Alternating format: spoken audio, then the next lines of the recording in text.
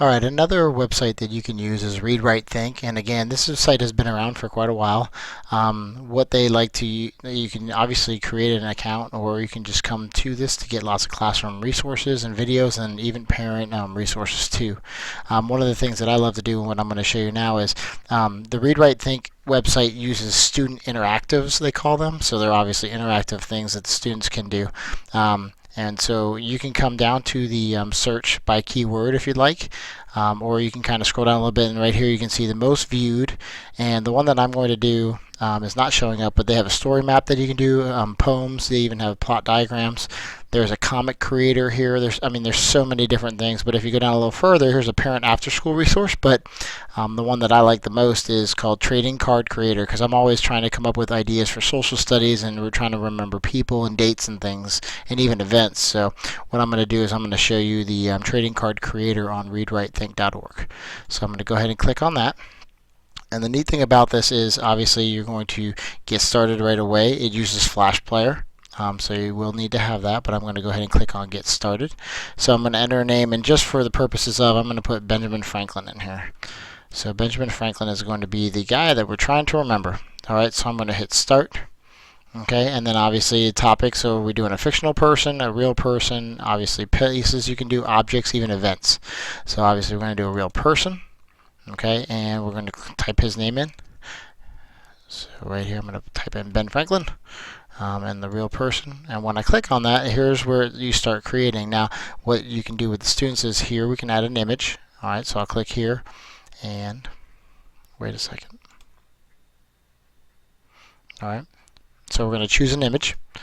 I already have an image saved on my desktop of Benjamin Franklin for this video, so I'm going to open that up, and there's a picture of him. So obviously we can move it down a little bit to get a better picture of Ben, and hit OK. And so now we have a picture on our trading card. Okay, then what I'm going to do is I'm going to move on to the next part, which is part 1. Now here you have background information on Benjamin Franklin, so you obviously have the time period of when he lived, the location, and the role. Okay, what role did he have as a job or even at work? Alright, we're going to move on. I'm going to show you event number 2, or number 2 on the card would be major events that happen. So obviously things that go along with the curriculum you can type in here. And then how did he react to these things happening? It was a nice little higher order thinking type question for your students to really dive in and do a little bit of research. Alright, I click on the next one, and then this is on the back of the card, and you'll see the development. So were there any problems that he was trying to solve? What was the goal and the outcome?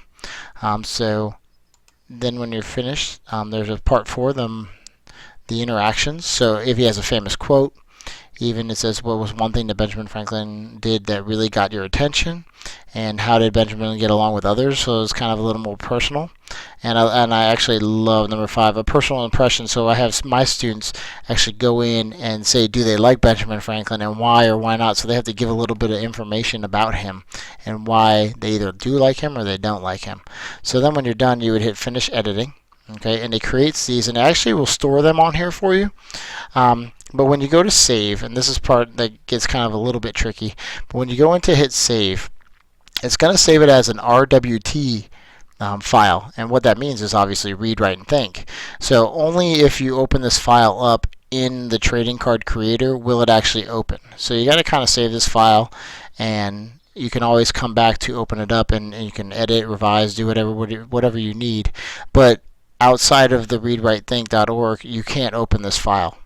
So what I'm going to do, and you can also send it to somebody if you need to, but we can type it in as Ben, and I'm going to hit save.